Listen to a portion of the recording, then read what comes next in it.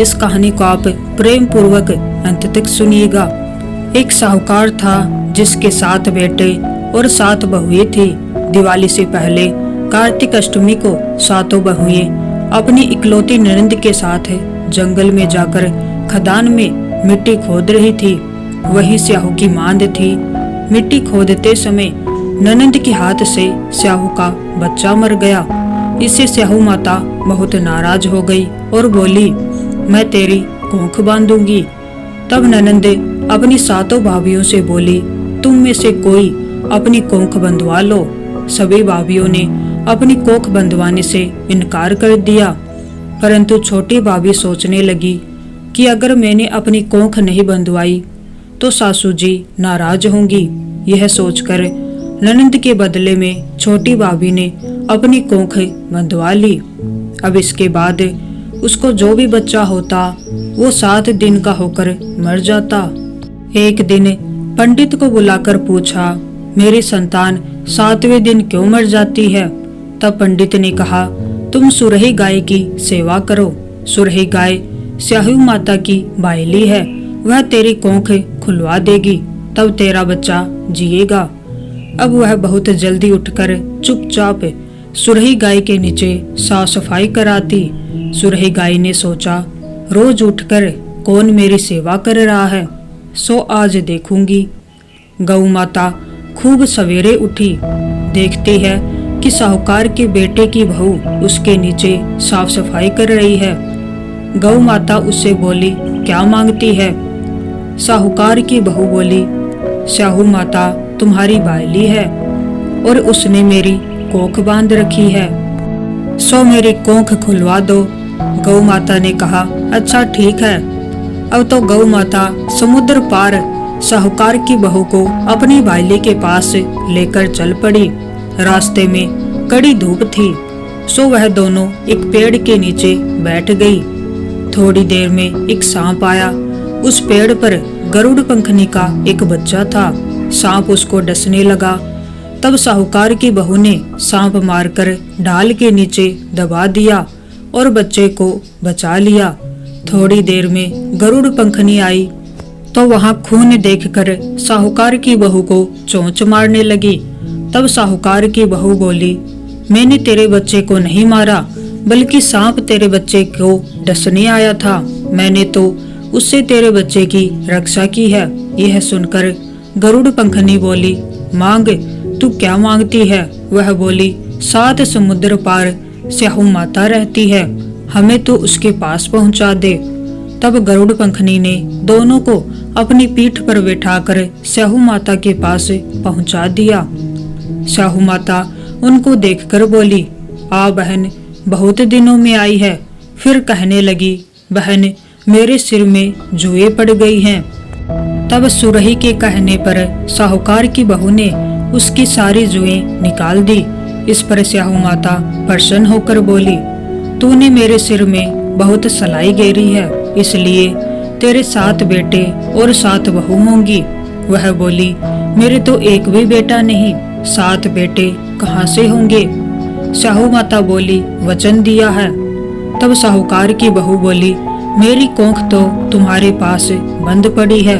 यह सुन स्याहू माता बोली, तूने मुझे ठग लिया। जा, तेरे घर पर तुझे 7 बहुएं मिलेंगी।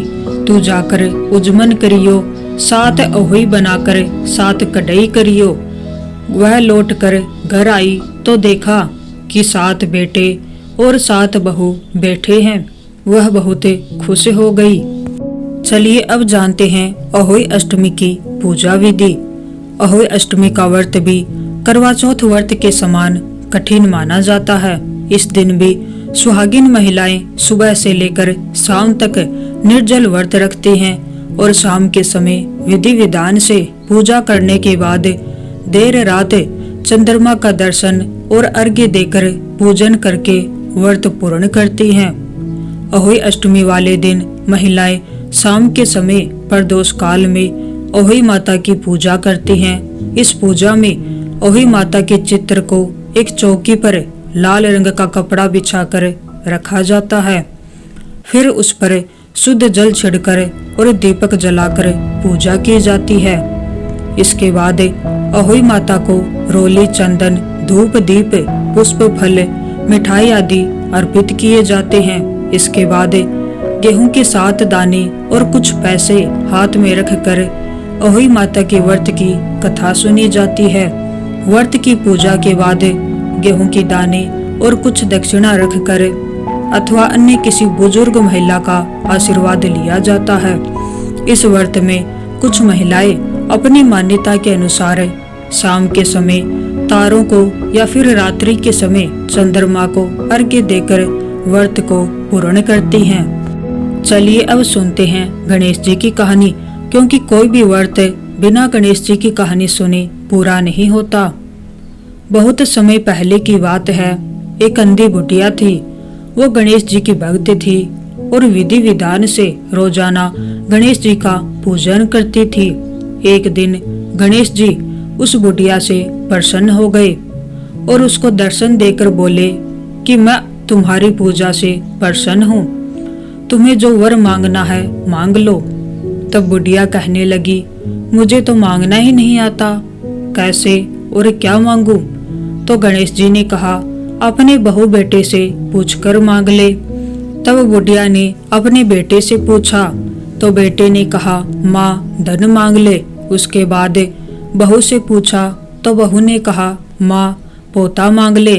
तब बुढ़िया ने सोचा कि ये तो मतलबी हैं, अपने अपने मतलब की बात कह रहे हैं। तो उस बुढ़िया ने पड़ोसियों से पूछा तो पड़ोसियों ने कहा, बुढ़िया तेरी थोड़ी सी तो जिंदगी बची है, तू क्यों धन मांगे और क्यों तू पोता मांगे?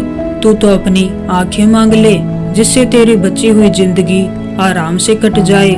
इसके बाद बुढ़िया ने घर जाकर सोचा कि ऐसा क्या मांगूं कि अपना भी मतलब निकल जाए और सबके सुख की भी मांग लूं। उसके बाद अगले दिन जब गणेश जी दोबारा आए तो बुढ़िया ने कहा, हे गणेश जी, यदि आप मुझ पर प्रसन्न हैं तो मुझे 9 करोड़ की माया दे, अमर सुहाग दे, आंखों की रोशनी दे, पोता पोती दे और सब परिवार को सुख दे और अंत में मुझे मोक्ष प्रदान करे। ये सब सुनकर गणेश जी बोले, बुढ़िया माँ, तुमने तो हमें ठग लिया और कहती है कि मांगना ही नहीं आता। फिर बोले कि खैर, जो तुमने कुछ मांग लिया वह सब तुझे वचन के अनुसार मिलेगा। ये सब कहकर गणेश जी अंतर्ध्यान हो गए और बुढ़िया ने जो कुछ मांगा था वह सब कुछ उसे मिल गया। हे गणेश जी, जैसे उस बुढ़िया की सुनी उसे सब कुछ दिया, वैसे ही सब पर कृपा करना। कहानी अधूरी हो तो पूरी करना, पूरी हो तो मान करना। तो ये थी अहोई अष्टमी की पौराणिक कथा। अगर आपको अच्छी लगी हो तो वीडियो को लाइक करें और चैनल को सब्सक्राइब